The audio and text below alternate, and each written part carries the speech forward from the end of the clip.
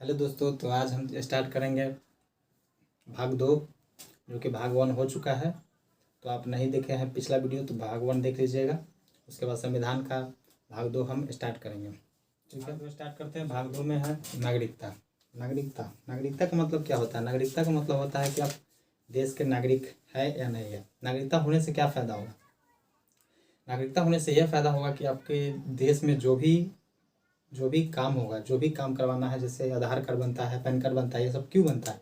क्योंकि ये सब रहने के कारण आपका बहुत सारे अधिकार मिल जाते हैं। देश में कोई भी काम करवाना होगा तो आपको आधार कार्ड मिलेगा। आधार कार्ड बनता है, चाहे पैन कार्ड बनता है, तो ये सब बनेगा। अगर अगर आपके पास नागरिकता नहीं होता है, अगर आपके पास नागरिकता नहीं है, तो आप पैन कार्ड, आधार कार्ड नहीं बनवा सकते। और आप भारत के कोई भी संस्था में या कोई भी चीज़ कुछ भी नहीं करवा सकते, यानी कोई भी काम आपका नहीं होगा। इसलिए नागरिकता का प्रावधान किया गया भारत में। ठीक है, तो नागरिकता अब स्टार्ट करते हैं, जो भाग 2 है। भाग 2 नागरिकता, जो आर्टिकल 5 से 11 के बीच है नागरिकता। ठीक है, तो अब हम नागरिकता की बात करते हैं। ठीक है, तो ये जो नागरिकता लिया गया है, नागरिकता हमारे संविधान में जो लिया गया है वो ब्रिटेन से लिया गया है।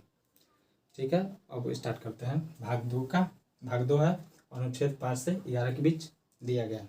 ठीक है, तो अनुच्छेद 5 से 11 तक हम नागरिकता की बात करेंगे। तो पहले हम स्टार्ट करते हैं अनुच्छेद 5। अनुच्छेद 5 में क्या लिखा हुआ है? संविधान में जो भाग 5 है, यानी कि अनुच्छेद 5 है, उसमें क्या दिया गया है, क्या चीज़ के बारे में लिखा गया है? ठीक है, तो इसमें लिखा गया है कि जब संविधान बना तो उस समय नागरिकता दी गई। मतलब जब संविधान बन रहा था, तो संविधान बन रहा था, लेकिन संविधान बनने से पहले ही क्या हुआ कि भारत जो है वो स्वतंत्र हो गया। तो भारत जब स्वतंत्र हुआ तो भारत 2 भागों में टूट गया, एक पाकिस्तान बन गया और एक भारत बन गया। तो उस समय संविधान जो है वो बन ही रहा था। ठीक है, तो बन रहा था, तो ये तो टूट गया, भारत जो है 2 भाग में टूट गया। तो इसमें लिखा गया कि जो लोग फिलहाल जिस समय स्वतंत्रता का जो स्वतंत्र हुआ भारत, तो कुछ लोग पाकिस्तान में चले गए, कुछ लोग भारत में ही रह गए। तो भाग यानी कि अनुच्छेद 5 में लिखा गया कि जो लोग भारत में अभी हैं, जिस समय ये संविधान बन रहा था, तो भाग 5 में लिखा गया कि जो लोग भारत में उपस्थित हैं उन्हें नागरिकता दिया जाएगा। ठीक है, तो अनुच्छेद 5 में इतना ही लिखा गया है कि जिस समय स्वतंत्र हुआ भारत, तो उस समय जो भी लोग भारत में रह गए, पाकिस्तान नहीं गए, मतलब भारत में ही थे, जो इनका जन्म भारत में हुआ, जो लोग भारत में ही थे, वो उनको अनुच्छेद 5 के अनुसार उनको नागरिकता दिया जाएगा। अनुच्छेद 5 में लिखा गया। ठीक है, अब बात करते हैं अनुच्छेद 6 का। अनुच्छेद 6 में कहता है कि पाकिस्तान से भारत आए लोगों को नागरिकता। मतलब क्या हुआ? जिस समय स्वतंत्र हुआ भारत, तो एक भारत हुआ और एक पाकिस्तान बन गया, 2 भागों में बट गया। तो हुआ क्या कि उस समय तो फिर बटा हुआ था, भारत और पाकिस्तान अलग अलग हुआ। तो उस समय लिखा गया अनुच्छेद 6 में कि जो लोग पाकिस्तान में हैं, पाकिस्तान में अगर मैंने बट गया था तो पाकिस्तान में है, वो लोग जब अगर भारत में आ जाते हैं, पाकिस्तान में थे तो जो लोग भारत में आ जाए, अगर भारत में आ जाते हैं, कब तक? जब तक कि संविधान लागू होने के 6 महीने तक, 6 महीने पहले अगर जो पाकिस्तान में लोग हैं वो अगर भारत में आ जाते हैं, तो उन्हें भी नागरिकता दिया जाएगा। इसके लिए उस समय क्या बनाया गया? आर्टिकल 6 बनाया गया। आर्टिकल 6 बनाया गया कि जो लोग पाकिस्तान में बंटवारा जब हुआ, तो जो कुछ लोग पाकिस्तान में भी चले गए। तो होगा कि भाई पाकिस्तान से कुछ लोग अगर आना चाहते हैं भारत में, तो ठीक है, आइए, आपको भी नागरिकता दिया जाएगा, लेकिन संविधान लागू होने से 6 महीना पहले आना पड़ेगा। ठीक है, तो अगर 6 महीना पहले आ जाते हैं तो उनको नागरिकता दिया जाएगा अनुच्छेद 6 से। ठीक है, तो उस समय के अनुसार ये बनाया गया था, जिस समय स्वतंत्र हुआ था भारत और लागू हो रहा था संविधान। ठीक है, उसके बाद अब बात करते हैं अनुच्छेद 6 यानी 7। अनुच्छेद 7 में लिखा गया कि भारत से पाकिस्तान चले गए लोग फिर से भारत आते हैं तो नागरिकता दिया जाएगा। इसका क्या मतलब है? मतलब अनुच्छेद 7 का क्या कहना है? अनुच्छेद 7 का मतलब ये हुआ कि अगर जो लोग भारत में थे, ठीक है, और भारत जब स्वतंत्र हुआ तो पाकिस्तान भी बना और भारत भी बना। तो जो लोग कुछ लोग थे जो भारत से भी पाकिस्तान चले गए थे उस समय, तो चले गए, तो अनुच्छेद 7 में ये लिखा गया कि अगर जो लोग भारत से पाकिस्तान चले गए हैं, लेकिन उनका मन है कि हम फिर भारत में आ जाए, ठीक है।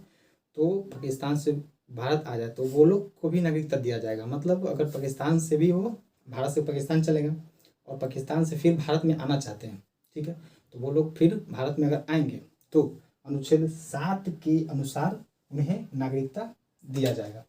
ठीक है, ठीक है। अब बात करते हैं अनुच्छेद 8 का। अनुच्छेद 8 में क्या लिखा है कि भारत से बाहर किसी अन्य देश में रहने या जॉब करने या घूमने जाने पर नागरिकता खत्म नहीं किया जाएगा। ठीक है, मतलब ये हुआ कि अगर आप भारत के हैं और आप भारत के बाहर कोई भी देश है, जैसे यूएसए हुआ या अमेरिका हुआ, वहाँ आप जा सकते हैं, घूम सकते हैं, वहाँ जॉब भी कर सकते हैं। ठीक है, इसके लिए आपको कोई दिक्कत नहीं है, नागरिकता आपका खत्म नहीं होगा। यानी कि अनुच्छेद 8 में यही लिखा गया है कि आप भारत के किसी भी अन्य देश में जाकर घूम सकते हैं, रह सकते हैं, जॉब कर सकते हैं, कोई दिक्कत नहीं है, आपका नागरिकता खत्म नहीं किया जाएगा। बस इतना ही लिखा हुआ है अनुच्छेद 8 में। ठीक है, अब बात करते हैं अनुच्छेद 9 का। ठीक है, अनुच्छेद 9 क्या कहता है? किसी अन्य देश की नागरिकता लेने पर भारत का नागरिकता खत्म किया जाएगा। मतलब क्या हुआ? अनुच्छेद 9 का मतलब ये हुआ कि अगर आप भारत के नागरिक हैं, ठीक है, अब आप किसी अन्य देश में गए, वहाँ पे आप जॉब कर रहे हैं या घूमने ही गए, वहाँ रह गए, ठीक है, कोई दिक्कत नहीं है। लेकिन ये कहता है कि अगर आप जिस देश में गए हैं वहाँ अगर आपने वहाँ का नागरिकता ले लिए, वहाँ का अगर नागरिकता ले लेते हैं तो भारत का नागरिकता खत्म किया जाएगा। मतलब आप भारत में जो है वो एक हरी नागरिकता, यानी भारत में सिर्फ एक ही नागरिकता मिलेगी, डबल नागरिकता नहीं मिलेगी। मतलब यही हुआ कि अगर आप किसी दूसरे देश का नागरिकता ले लेते हैं तो भारत की नागरिकता खत्म कर दिया जाएगा। सिंपल, ठीक है। अब बात करते हैं अनुच्छेद 10 का। ठीक है, अनुच्छेद 10 क्या कहता है? ठीक है, इसके बारे में बात करते हैं। अनुच्छेद 10 कहता है कि तब तक आपकी नागरिकता बनी रहेगी जब तक आप कोई देश विरोधी काम नहीं करते हैं। मतलब क्या हुआ?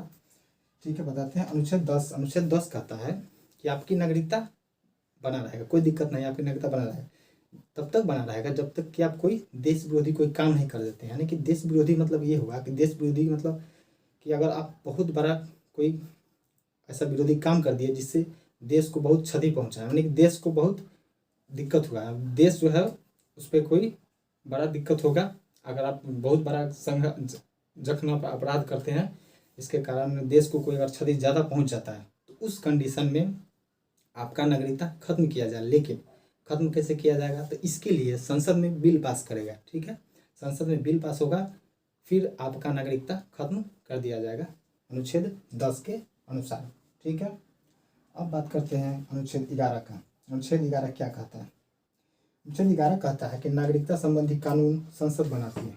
ठीक है, मतलब ये हुआ कि अगर नागरिकता में कोई भी कानून लाना है कि अगर किसी व्यक्ति को किस प्रकार हमें नागरिकता देना है, यानी कि डिफरेंट टाइप ऑफ, मतलब बहुत सारे उसमें अगर संशोधन भी करना है कि हमें नागरिकता किस प्रकार देना चाहिए किसी आदमी को, तो उसके लिए संसद ही इसका कानून बनाएगा। नहीं कि नागरिकता संबंधी जितने भी कानून होंगे, अच्छा या जो भी अच्छा जितना भी हो, वो जितने भी कानून बनाएंगे वो संसद ही बनाएगा। यानी कि अनुच्छेद 11 में वही लिखा गया है कि नागरिकता संबंधी जितने भी कानून होंगे वो संसद बनाती है। ठीक है, और ये जो नागरिकता संबंधी जितने भी कानून बनानी है वो गृह मंत्रालय को जिम्मेदारी दिया है कि गृह मंत्रालय द्वारा ही इसको बनाया जाएगा। और संसद में ही होता है सब, गृह मंत्रालय जो भी होता है वो सब संसद का ही पार्ट है।